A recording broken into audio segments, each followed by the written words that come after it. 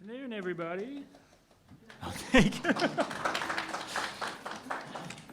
Never been applauded before. All right, so today, as you can see, we're going to talk about Tannenberg and the organ. It is, in some respects, a precursor to the concert taking place tomorrow evening, which Bruce was just telling you about.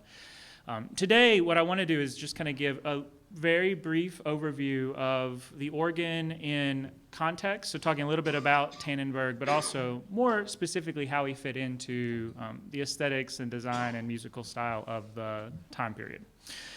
To start with, so we're really going to start at the beginning here, with the organ in general, and talk a little bit about that instrument, because we all essentially know what an organ is. But we've probably never stopped to really think about exactly how do we define it. So it is both a keyboard instrument and a wind instrument that is controlled by air being directed through the pipes. There are various ways in which you can go about doing that, and we're going to talk about just a couple of those mechanics and the means behind it in just a second.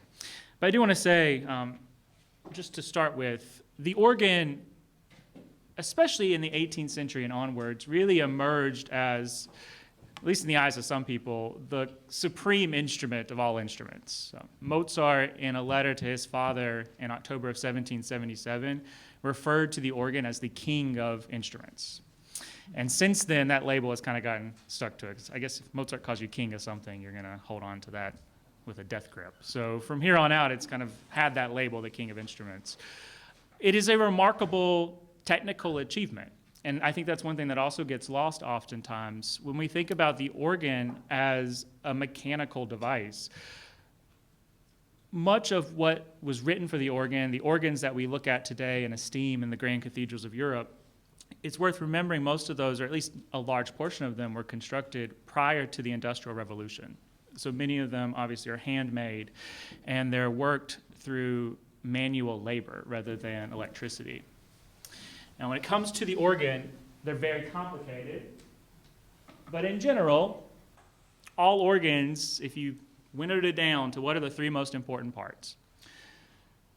The wind-raising device, whatever the mechanism is that pushes the wind through the instrument, the chest that contains the pipes, and then the valve mechanism, the keyboard. I have up here some photos of each of these portions, each of these mechanics of the organ. Now, the wind-raising device today takes no more work usually than flipping a switch. You turn on the electricity, and that begins to pump the air through. Now, obviously, electricity has not been with us forever, so prior to electricity, all of that had to be done manually. If you had a small enough organ, it was your job to both play and push the air through. So oftentimes the bellows were controlled by your feet. So it's kind of like those under-desk little stationary bikes that people buy today. It was a good cardio workout while you were also making music. Those big grand cathedral organs, it was not going to cut it just to have one person pumping their feet away. You would have the giant bellows you see up there with the wind blowers, the organ blowers. And their job was to lift up the bellows so that the air would constantly be pushing through the instrument. Obviously, the bigger the organ, the more people you needed up there manually lifting those up to push the wind through. The chest containing the pipes, the most basic small organs, we're talking about the little tiny portative ones, would often have just one set of pipes. The bigger grand cathedral organs obviously have more and more. And you can see a fairly complex one over here. Now, the last part is what combines those two elements together. The wind that goes through it, and then the pipes that need the wind in order to make sound. And so that's where your keyboard mechanism comes in.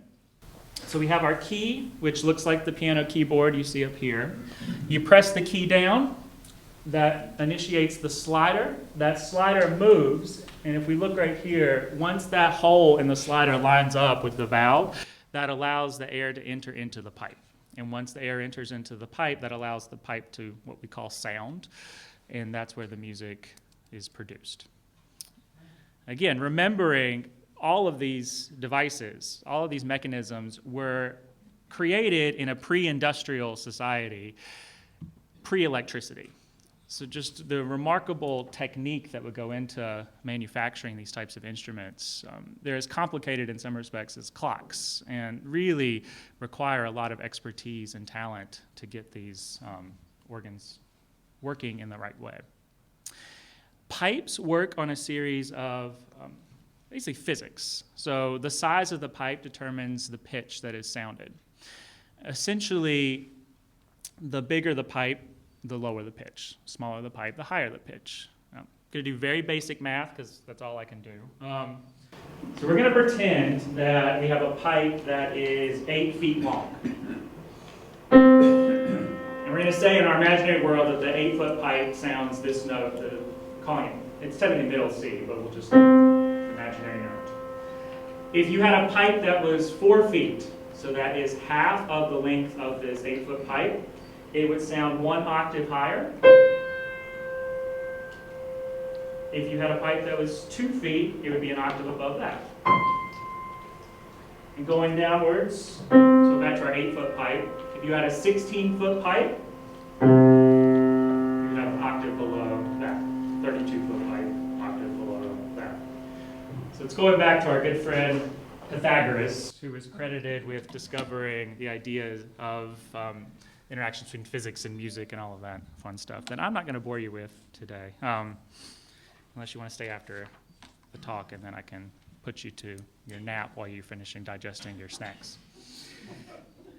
The organ really comes into its own in the 18th century. Now, organs obviously predate the 1700s by a long time. So the first recorded organs that we know of date back to the classical world. And it's worth noting when we say the classical world, we're not talking about musical classical world. So it's not Mozart, Beethoven, Haydn. Instead, the classical world obviously refers to what time period? Ancient Greece, ancient Rome. Good, yeah. I'm going to make you guys work a little bit today. So we're talking about, right, back to the time of Plato and those figures. It's an ancient instrument. It's been around forever. Over the centuries, improvements have been added to it. In particular, in the medieval period, you saw a lot of leaps and bounds being made in the ability of the organ, the manufacturing of the organ.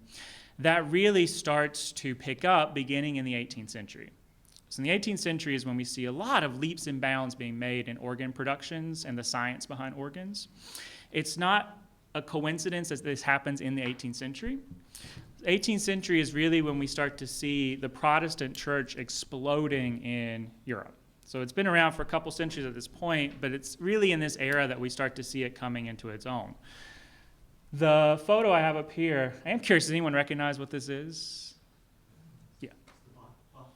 Exactly. St. Thomas is in Leipzig. So this is the Bach organ, a Lutheran church. When we think about the rise of the Protestant faith, one thing that set it apart from the Catholic Church was the role of music in the service. So in the Catholic faith, at this time, it was still very vocally polyphonic. Everything was very heavy in that regards. In the Protestant Church, one of their initiatives, spearheaded by figures like Martin Luther, but also in the Unitas Fratrum in the early Moravian Church, the idea of hymn singing. And organs emerged as a very important tool in helping the congregation sing. It was there to kind of guide everyone along, keep everyone together. So organs in the Protestant church were very important, while in the Catholic Church at the time, they did not necessarily have that same function and purpose. So with the explosion and the rise of the Protestant faith, particularly the Lutheran church in what is now Germany, you start to see more and more organs being built to fit that need that those congregations require. These organs, they start to become bigger and bigger.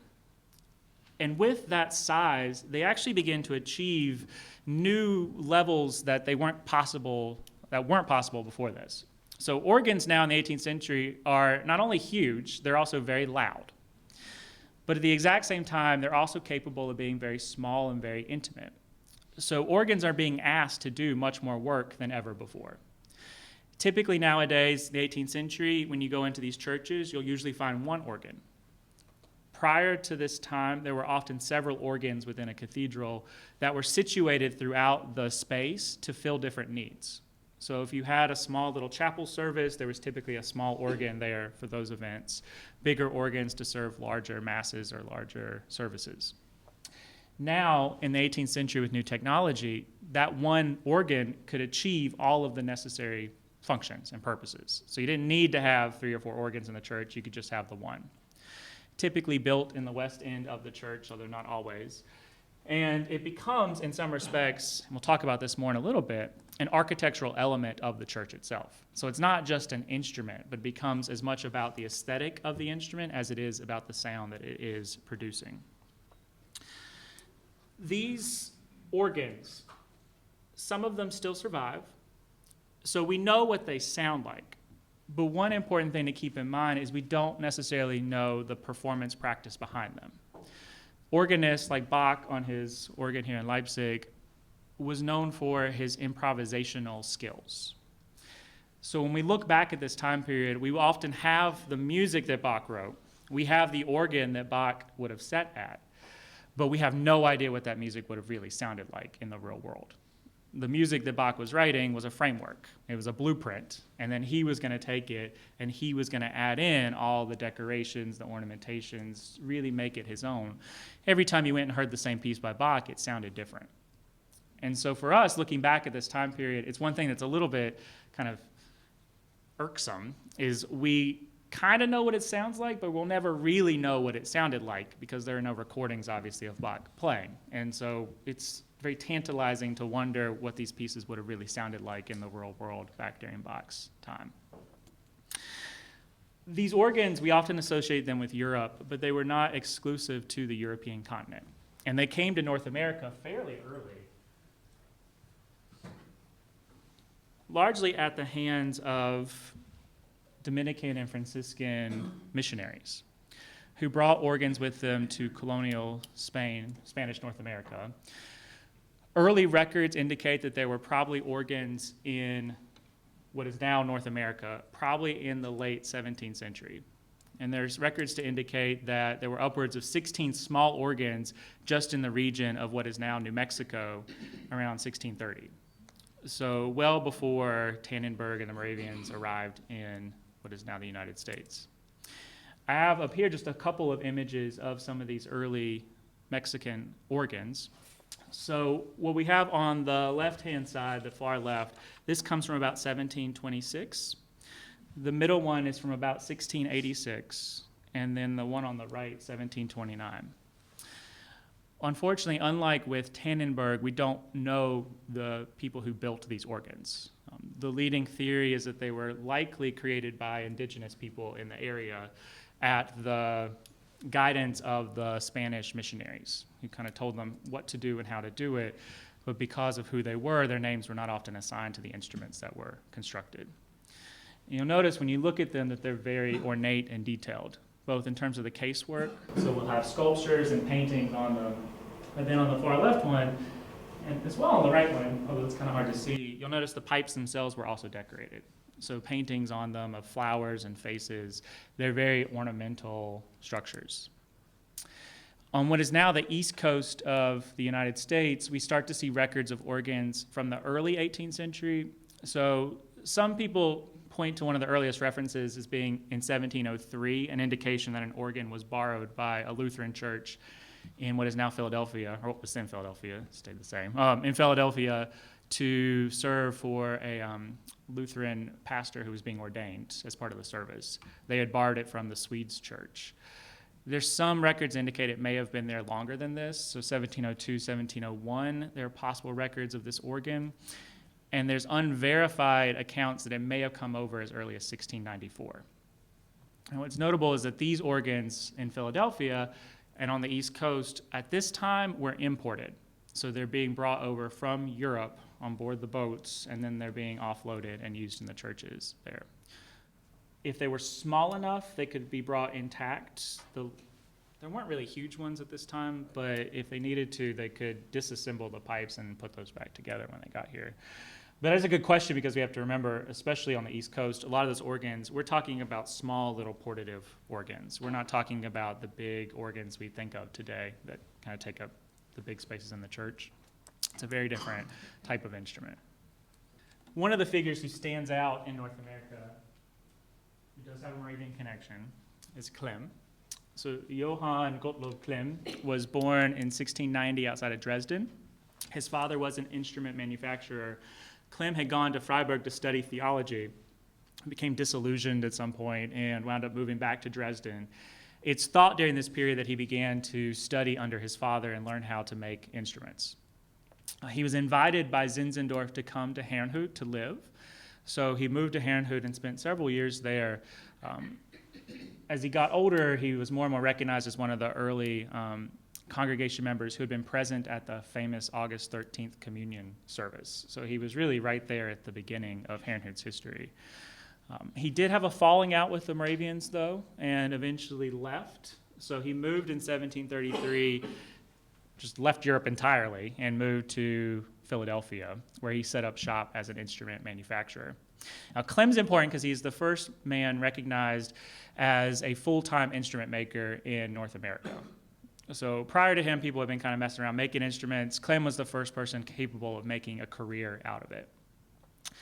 Most of his instruments have been lost today, but there is one example that still exists in New York, and that is his spinet that he produced in 1739. It is still part of the collection of the Metropolitan Museum of Art. And we know it is by Clem because if you look at the keyboard right above it, he has written his name and the year that he created the instrument. Now, notably, this is a spinet. Anyone know what a spinet is? So it's kind of like a harpsichord, but the difference is that the strings are oblique to the keyboard. So instead of being parallel to the keyboard or perpendicular, it is set off at an angle. So you have the keyboard, the strings kind of move off in this direction. The picture, you can kind of see how it's got that weird shape to it. That's what makes it a spinet. And it often has kind of that harpsichordy sound to it because it works with a similar mechanism with the plectrum. Mm-hmm. And these were intimate home instruments, the spinet. Partly why it's designed this way is that it fits easily into someone's house, so they don't take up as much space. As Clem got older, there's a lot of theories as to why this happened, but he decided, I don't know if he became nostalgic or he just wanted some of the peace and prosperity that came from Bethlehem, Pennsylvania, but decided as he got older that he wanted to retire in Bethlehem. So he had asked for permission and had been denied a few times, but eventually, 1757, they relented and they allowed Clem to move to Bethlehem. And it's interesting, in the diary for the day, it talks about how the wagon arrived carrying Brother Clem on the back. So it's almost like they're just describing the local mail that arrived that day. And also Clem was attached to it. He was called Mr. Clem in the diary, which is also notable. So for years after his arrival, he was known as Mr. Clem. But when he died, a few years later, he became known as Brother Clem. So between his arrival in 1757 and then his death in 1762, he had come back into the Moravian fold and was once again recognized as a member of the congregation. He did receive a lot of respect while he was in Bethlehem, partly because, again, he had been present at the August 13th communion service and was viewed as one of the original members of the congregation. Now, why are we talking about Clem? One of the other reasons is that he connected with Tannenberg during this period. So in 1757, when he comes to Bethlehem, Clem is still making organs. Tannenberg, we'll talk more about his biography later, but Tannenberg was in the area. He was a joiner. He's working on woodcraft. There's some speculation he may have already been working on organs at this time, although there's no definitive evidence of this. But for whatever reason, he gets teamed up with Clem and becomes Clem's assistant. And so over the next couple of years until Clem's death, they worked on 5 organs together. One of those included the organ that was brought down to Bethabara. And so under Clem, Tannenberg learned obviously a lot about organ building, and that helped to shape who he became later on in life. We've talked a little bit about the importance of the organ in the 18th century, but I do want to also just take a little bit of time to talk about what sets the organ apart from other instruments, and that is the importance that's placed on the aesthetics of it, the look of it. We think about instruments like the flute, the violin, everyone's favorite instrument, the bassoon, and we all recognize that those are beautiful instruments. But in the design of those instruments, people don't often pay too much attention to what they look like. The organ is very different. The organ, especially beginning in the 18th century, becomes as much about the architecture of the instrument as it is about the music that it produces. And so as the organ starts to emerge as the king of instruments in the 18th century, we have to note that this is also the same time in the world of art and architecture that the Baroque style is really starting to take off. And so when we look at the Baroque style, we have to talk just a little bit about what that means. The image that you see up here comes from a painter, Adam Elsheimer. This was painted in 1598, and it is of the conversion of St. Paul. So this is Paul on the road to Damascus being struck blind. But you'll notice the image, it's very dramatic. And that becomes one of the calling cards of the Baroque era, emotions and drama. You can kind of see it in the Elsheimer, but you can definitely see it in who is arguably probably the most famous Baroque era painter, Caravaggio. So this is the martyrdom of St. Matthew. This was painted just a year after Elsheimer's, so this was from about 1599 to 1600. But you'll notice how dramatic this image is. The use of contrast between the light and the dark, but even just looking at the facial expressions. And this is one thing that's new to art in this time period, is this growing idea of what's called affect. This notion that you could imitate through artificial means things like human emotions. And so you see artists really trying to capture intense moments in time through their imagery. If you go back to earlier paintings in the medieval and the Renaissance, everyone just kind of looks very stone-faced, no emotions behind them. It's in this period that that starts to shift very dramatically. Now, architecturally, we start to see the Baroque style emerging out of Italy, and particularly out of Rome. So you might recognize this place here. Anyone know where we're looking at? St. Peter's, right. So the Baroque style in architecture really emerges out of what's called the Counter-Reformation. So obviously we know the Protestant Reformation. The Catholics, as you can imagine, were not thrilled by the Protestant Reformation and all the people that were fleeing the church. And so they decided we need to bring people back into the fold. And one of their ideas was we need to make the church more emotional, more dramatic. There needs to be more story behind it. And so you see the Baroque architectural style emerging out of this period. In contrast to the style before this, which became known as the Gothic style. This is the Canterbury Cathedral, which is kind of, in some respects, the height of Gothic architecture. When you walk into a Gothic cathedral, the primary emotion you're supposed to experience is one of awe, to be awestruck by the beauty, the magnitude of it. That's kind of the primary emotional experience they're going for. In Baroque architecture, as part of this new Counter-Reformation, it's not necessarily about being struck awe by the building. Instead, it's about the drama behind it, the emotions behind it. You'll notice in Baroque architecture that they did not believe in the word subtlety. Everything is decorated. They didn't have blank walls anywhere. If they had a column, they're going to put a statue on it. You got a little blank space, that'd be a great place for fresco. They're going to decorate everything. This is actually why we call it the Baroque period. So Baroque was not meant to be a polite label for this art. It was invented by art historians later on as an insult. There's some theories as to where it comes from, but one of the prevailing theories is that it comes from the Portuguese word barroco, which means a misshapen pearl. And these art historians, they look back at this time period, and to be honest, they're kind of flabbergasted why anyone liked this. They think that it's tacky, it's gaudy, it's over the top, it's too dramatic, it's just too much. And so to insult this art in the architecture, they start to call it the Baroque, and that name kind of stuck with it. You'll notice in the painting here, the photograph, this is from St. Stephen's, which is in Passau in Germany. But the organ becomes as much a part of the decoration and the aesthetics as the paintings and the sculptures you see on the columns. This is probably my favorite Baroque building. This is St. Florian's in Austria. This is a very famous organ. I'm curious if anyone knows why this is a famous organ. Someone played it through most of his career. Not Mozart. It's a good guess because he was Austrian, but it's a little bit later than those guys. A little bit later than Haydn. Handel? later than that. Anyone heard of Bruckner before? So Bruckner, the composer, organist, spent a lot of his career at St. Florian's, which was a little abbey in Austria. This was his organ where he played a lot of his works. But again, you'll notice there's stuff everywhere. Decorations everywhere, color everywhere. It's about bringing life to the church. That's what the Counter-Reformation was trying to achieve. You want to make people feel more comfortable, bring them in, so we'll add in all this over-the-top decoration, and hopefully that will bring people back into the pews. The style itself, though, was not just found in Catholic churches. It began to expand.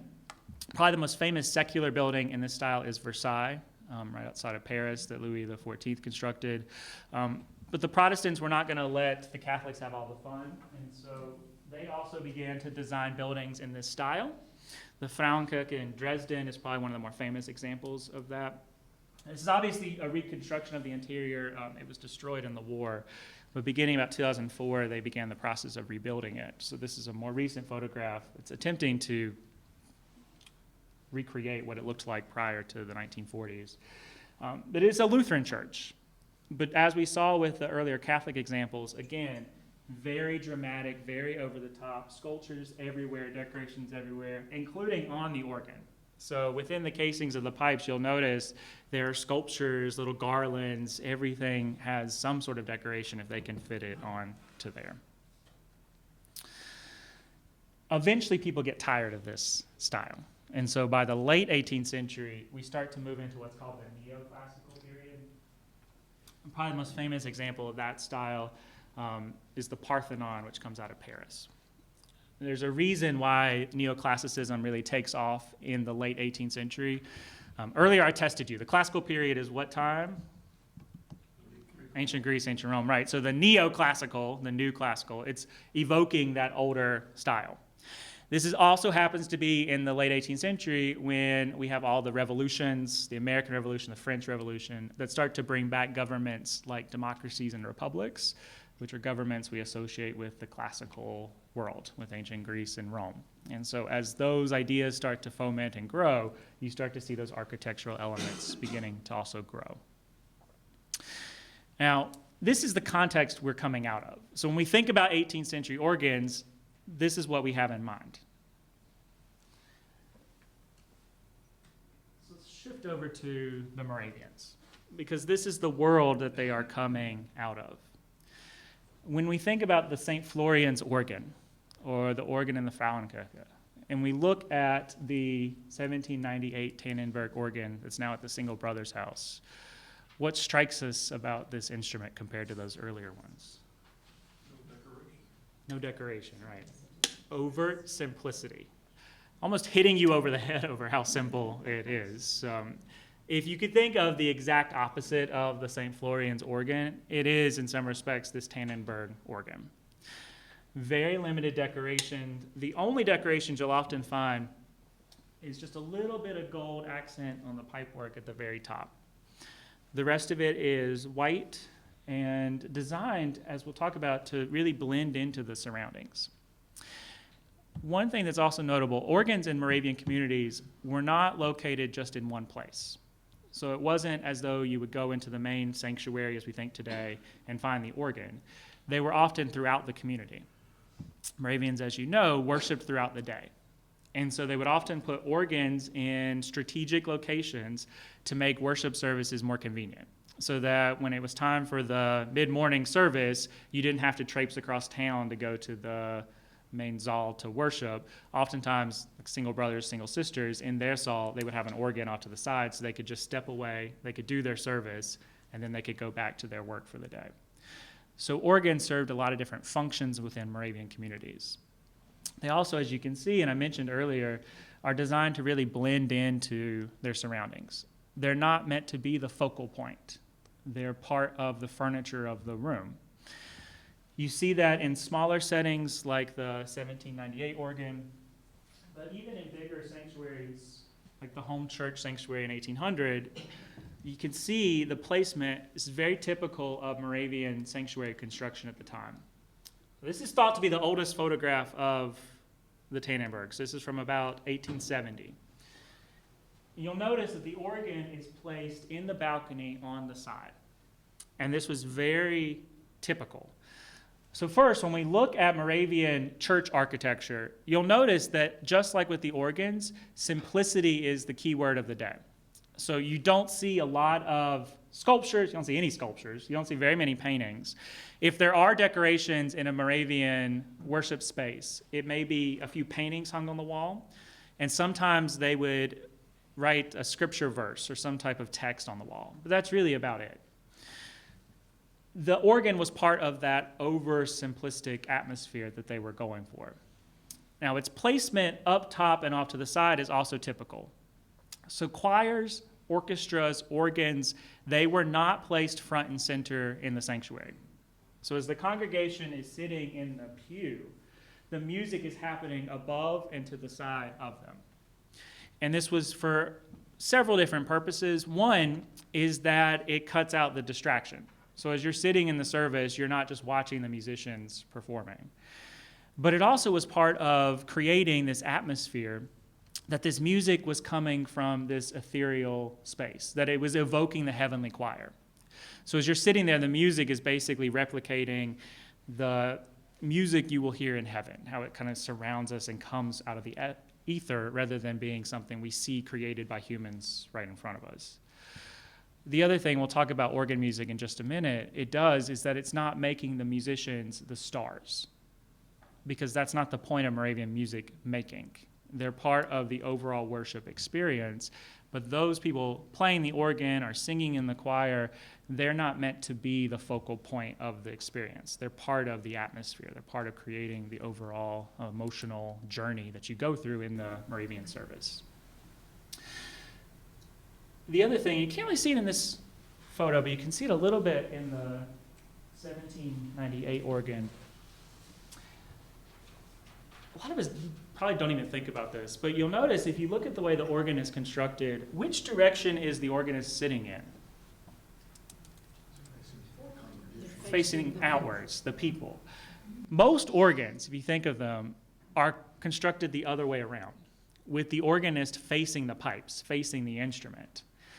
A lot of Moravian organs are built with the organist flipped, so that the keyboard is looking outwards rather than inwards.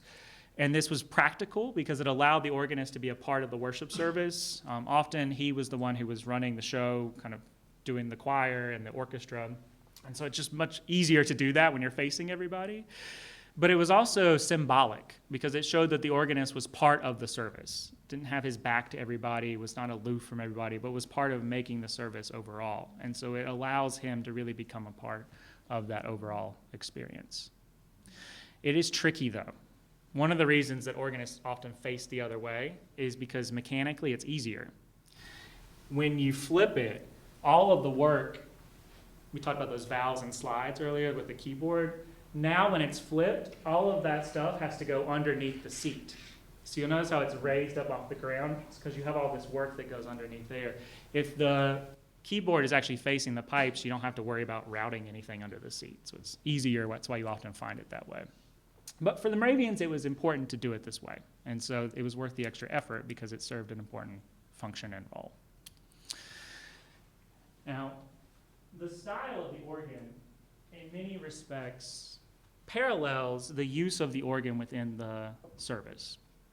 So one of the kind of odd things about Moravians is that they really did not cultivate organ music, which is unusual because if you think about the 18th century, the height of the organ, really the golden era of organ playing and organ music, the names that come to mind, they're either German, they're Protestant, or they're German Protestants. You think about it, Buxtehude, Pachelbel, Bach, and all of his children. Moravians, you would think, as Protestants, as largely German, they would be part of that tradition. But in fact, it's the exact opposite. There are almost no famous Moravian organist. And until the 19th century, there's very little actual solo organ music written by Moravian composers. Now, there's some theories as to why this is, and some of it has to do, again, with the role of the musician within the Moravian community. Someone like Bach, when he sat down at the organ, he let rip. And audiences, congregations listening to it, they would have been overwhelmed by the talent, the virtuosity of his skills. Someone like Buxtehude, people traveled miles and miles to hear Buxtehude play the organ because it was about Buxtehude. It was about Pachelbel. Moravian organist knew that it was not about them. And so the virtuosity that you see embraced by these other German Protestant organists was absent in the Moravian church. That was something that not only did they discourage, but it caused moments of crises in a lot of Moravian composers. I think the famous story most of us know with Johann Friedrich Peter in his Lebenslauf talks about how he stepped away from writing instrumental music because he began to question who was he writing the music for. Was he writing it for God, or was he enjoying the popularity and the success that came with his compositions? And that's the fine line that Moravian musicians and composers had to walk. Who are we creating this for? Is it for us, or is it for God? And so as an organist, your role was very limited within the worship service. There were really three main purposes for the organ. The first were for preludes. This is one of the rare instances of solo organ work in the Moravian church, the prelude. These were short little introductions to the service. Many of them were not written down, so we don't have a lot of examples of organ solo music from this period. When we start to see written compositions for the organ, it's not really until the 19th century. And then they start to get very florid, very virtuosic. But back in the 18th century, very few records show us what organists were actually playing. We have to rely a lot on written accounts. And one of the really useful resources for that is the 1784 Choralbuch by Gregor, where in his preface he talks about the prelude, and in particular the role of the organist. So in his prelude he talks about, as concerns the organist, he should above all things seek to do his duty by heart, and especially with devotion, and with the intention to create through it blessing and edification in others, just like any other servant of the congregation. I want to stop there just for a second to note, he describes the organist as what? A servant of the congregation, right? It's not about him. He is serving the congregation. His preludes before the beginning of the service must show these qualities, and through them serve as agreeable preparation for the singing or liturgy that follows.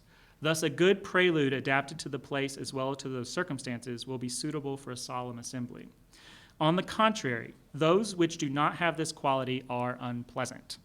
Those who lack the necessary skill to play a good prelude would do better and more beautifully, and would better suit the taste of the assembly if they have appropriate chorale melodies to serve as preludes. This is better than to cause all sorts of inappropriate fantasies to be heard.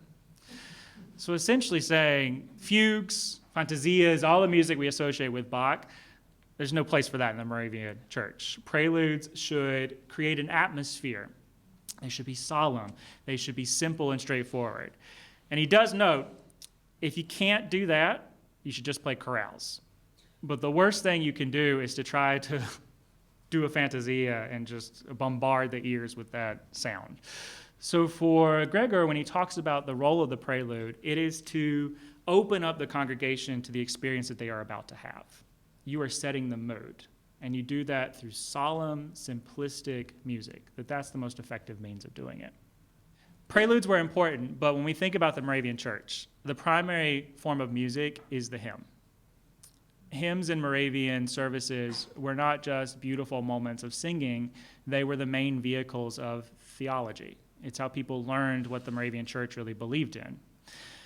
For an organist, that is your primary function. That's your primary job, is to provide the accompaniment for the congregation to sing. And Gregory talks a little bit about this, so I'll skip ahead just a little bit. An organist must make it his business to attain the greatest possible skill at playing in all keys, because in the Brethren's church, the choice is not up to him. Rather, it depends on the liturgist as to which verse and in which key he wishes to or can begin. This kind of flies by a little bit, but he points out to the big problem facing a lot of organists at the time, particularly in a service known as the Singstunde. So in the singing hour, what would often happen is whoever was leading, the pastor or the liturgist, would just start singing a verse. And then the congregation would all join in singing. Now, they would all join in because it was expected that they had every single hymn memorized. If you walked into the church holding a hymnal, they either knew, A, you were an outsider, or B, you were a terrible Moravian. You should have been ashamed of yourself.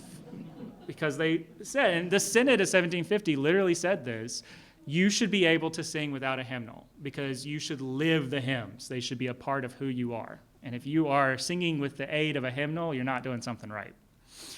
And so for the organist, this meant that whatever key the liturgist started to sing in, you had to pick up the hymn in that key. And there are organists like Vola, for instance, who talks about how sometimes the pastor, liturgist, didn't even pick a key, just started singing in like this mid-half space between existing keys. And your job as the organist was just to fill in as well as you could and pray you got to the end of it. And then as soon as you went through one verse, he's going to start singing another verse, and you got to pick and do that as well. So on top of all this, we do have to recognize these organists are memorizing thousands of hymns in every possible key that you could imagine. So it is quite the task that is put up before them. When we think about organs in the church, its other main function was as a continuo instrument.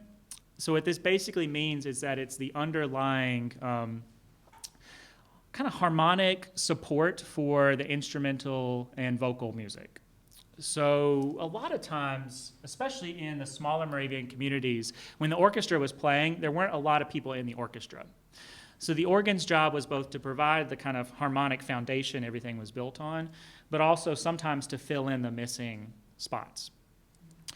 The key thing here, and it's true of both the hymn singing, but also as a continuo instrument, the primary function of the organs at this time is to support and to blend. Those are the goals of the organist. The organist should not stick out. It has to be able to blend both with the congregation singing, but also with the instruments that are playing. It has to become a part of the ensemble. Because again, it's not about the organ, it's about the experience, and the organ is just a part of that. Now, did everyone take Gregor up on his advice? No. And we know this because in 1790, the Unity Conference of Elders, as part of their statements for that year, begged organists to follow Gregor's recommendation. So the fact that they had to write this into the minutes tells us that this was not what was happening in most Moravian churches, and they were trying desperately to get people to just follow Gregor's advice. But throughout this period, both with Gregor but also other composers, you see over and over musically that the ultimate goal was this notion of simplicity. Latrobe said that the goal of music was for correctness and simplicity, that the ultimate goal was a sweetness of sound, that was what should be achieved both in terms of the music but also specifically the organ itself. Gregor, in the preface that I was just reading from, he goes on to say that the organist should only play the notes that the congregation is singing. It may not matter what you think sounds better. That's not your job. Your job is to just provide the accompaniment to the congregation. So you only do the notes that they are singing because that is your function, that's your role. You're not there to add in the fancy little work to show off all the cool little things you learned last week. That's not what you're there for. You are there to be a function and to serve a purpose. And that's really, I guess, what I want to emphasize is how the organ in the Moravian Church was a functional instrument, and it served a very particular function. Now, symbolically, going back to what we were just looking at, and you see it both with the Tannenberg, that's a closer up shot, but even going back to it before, aesthetically, the fact that it blends into the wall parallels musically what it was supposed to achieve as well, that it blended into the service, that it blended into the music. It's not sticking out, it's not the focal point, it's not about the virtuosity of the performer. It is about being a part of the overall experience. And you see that mirrored as much in the architecture as you do in the sound that is created from these instruments. And we know kind of the outlines of his life, so I'm not going to go into too many details, but just to note that Tannenberg, first off, you'll see his name spelled two different ways. Tannenberg is how he preferred. Tannenberg was the family name. And throughout his life, the Moravians insisted on referring to him as Tannenberg. So in the diaries and a lot of the Moravian notes and records that are kept, you'll often see David Tannenberg, because that was the family name. He preferred this spelling of it. And even if you go back into historical documents, histories of the church from like the 19th century, even early 20th century, you'll often find them using Tannenberg to refer to his name, going back to the older Moravian spelling of it. So just be aware, if you find a David Tannenberg, it's not that there were two guys with similar names walking around at the same time. It refers to the same person. He was born actually in Herrnhut, so his parents had been early immigrants to the town, and he trained early on as a joiner. So basically a woodworker. He's the guy responsible for building the stairs and the kind of joints and all that stuff. In 1749, he left Herrnhut and he moved to America. Eventually, he settled in Bethlehem and spent his career in and around Bethlehem as a construction worker. That changes, obviously, in 1757 when Clem arrives, because now he becomes Clem's assistant and he becomes interested in organ building. Now, again, he may have been doing this prior to it, but we don't really have a record of it. But we do know with the arrival of Clem that this becomes, in some respects, Tannenberg's passion. He begins to love the organ. They work together on several, and then when Clem dies, Tannenberg wants to go on constructing organs, but the elders discourage him from doing that. They want him to become a cabinet maker. There's various reasons for this. Some people have said it's because he was contacting too many people in the outside world with organs, and it was causing too much stress and frustration, and it was just too difficult. So they preferred him just to go down the cabinet line because that's what they needed. Now, he didn't listen to them, and we know this because over the next few years, he acquired a book by Sorge. It was a treatise on the manufacturing of organ pipes. So this had been written about 1760. Tannenberg gets his hands on it around 1764. And it's basically all about how you construct the pipes to create the different pitches and sounds. The next year, 1765, he creates his first organ. And he did it for a congregation in Lancaster, Pennsylvania. It's also at this point that he leaves Bethlehem and he moves to Lidditz, where he's going to spend the rest of his life. Over the next few years, he begins to focus his attention on organs. Now, he did create other keyboard instruments. This is a drawing actually from downstairs in the vault of one of his clavichords that he created. So this is the diagram setting up the string mechanisms. And you can see these are the keys, so you can see the letters written out for the different notes, basically laying out the plans for how he's going to construct the clavichord. And we do know he's creating keyboard instruments, stringed keyboard instruments, because the elders around this time period told John Antes, the instrument builder and composer, to stop creating keyboard instruments because Tannenberg had complained that they was creating too much competition. And since Tannenberg was there first, the elders basically told Antes to knock it off. And so he started to focus more on violins and cellos, and then eventually went to Egypt. That's our clue that Tannenberg was definitely creating more than just organs. He does, however, begin to focus more and more on organ building, and over the next few years of his life, essentially constructs one organ per year. By the time he dies in 1804, we know of probably about 42 organs that he constructed. There are some who conjecture it could have been higher, so some estimates put it upwards of closer to 50 organs that he created. Now, notably, of those 42 organs, only 9 of them survive extant today that we know of. So there may be another organ that was by him that we just don't have a record that it was his construction. So we know of 9 at least that we can confirm were by Tannenberg. These organs, as we'll talk about, differed depending on who he created them for. So of the 42 organs that we know of, only about a third of them were actually for the Moravians. So 2/3 of them were for other Protestant churches. Lutherans, the Reformed, almost all of them were in Pennsylvania. He did branch out, so he obviously created the organs down here in Salem. There's an organ in Bethabara that he helped with Clem to construct. Famously, his biggest organ was constructed for Trinity Church in New York. So this was a 3-manual organ. It was a huge organ that he constructed. It was considered his kind of magnus opus, his great achievement. He finished that in 1790, and unfortunately it burned and was destroyed in 1794. So it only survived about 4 years before it was gone. Those organs were built for the purposes. So the big Lutheran churches, the organs were ornate, they were large, they had lots of different stops and different sound effects. The organs that he built for the Moravians were smaller, have less stops, much more simplistic, because they had a different role, obviously. They were there to be blending instruments. They were there to serve a purpose.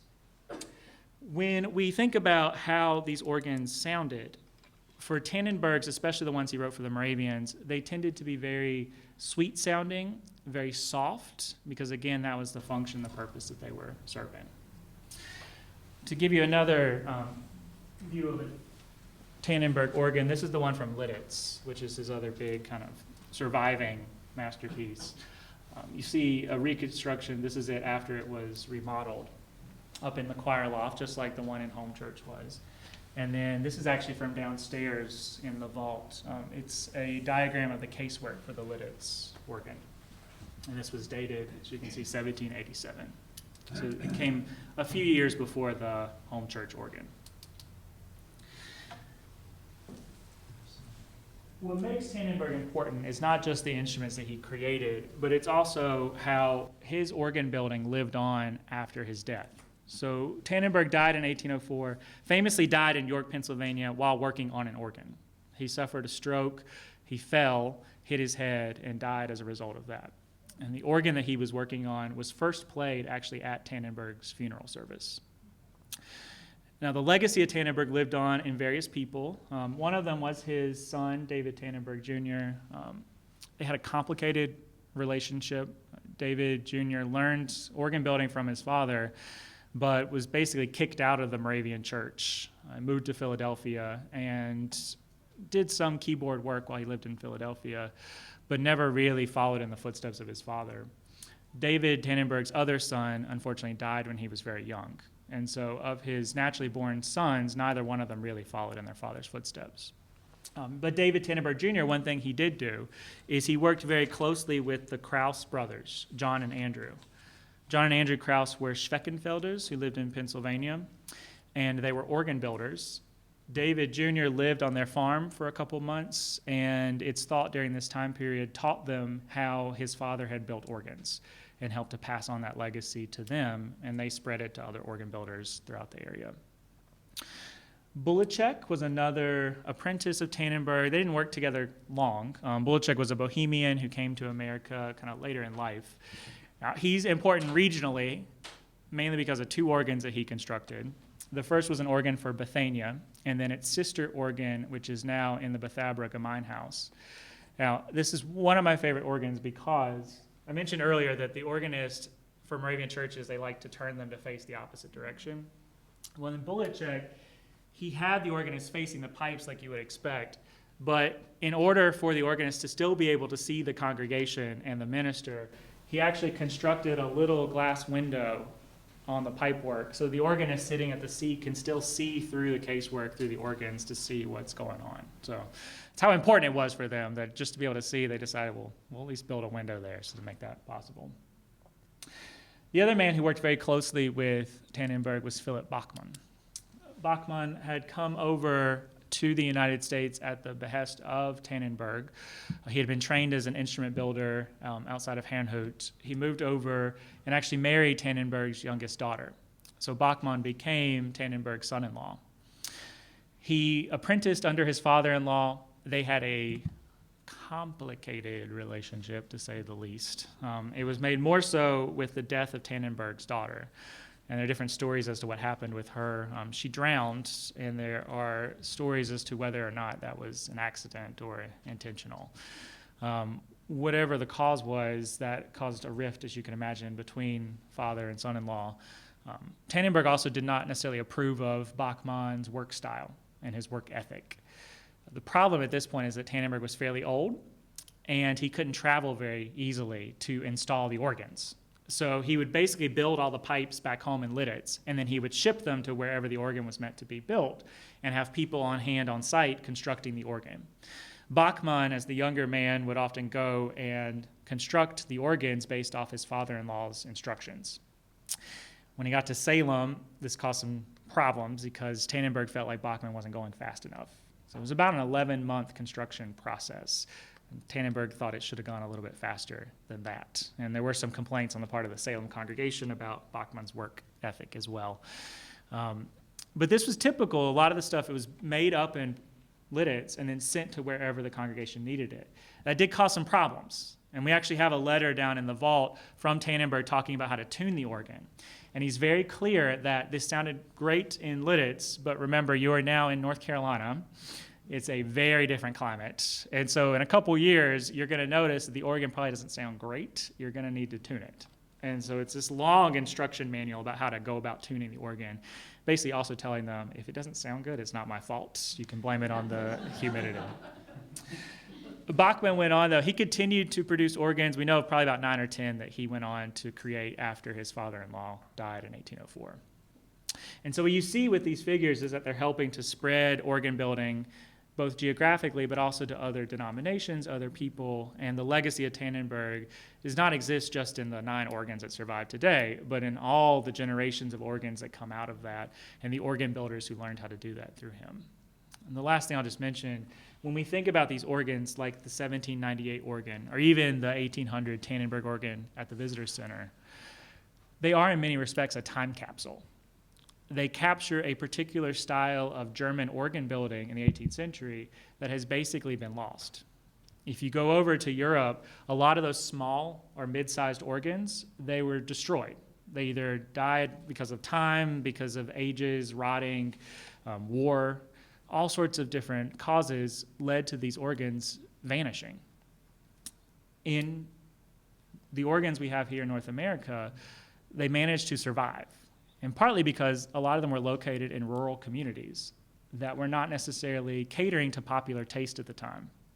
So you have a church in New York, as organ music becomes bigger and they want bigger, more virtuosic instruments, they're willing to throw out their tiny little mid-sized organ and purchase a new, brand new spanking instrument that can do all these cool things. In these smaller rural communities, they grow attached to their organs and they keep them for a long time. And especially we know the Moravians, I say this all the time, we don't throw anything away. And so we hold on to these things and preserve them. And so what we see in the legacy of Tannenberg is both his achievements as an American organ builder, but also as preserving and saving this organ style that's really vanished from every other place on earth except for in these rare places and pockets here. So thank you.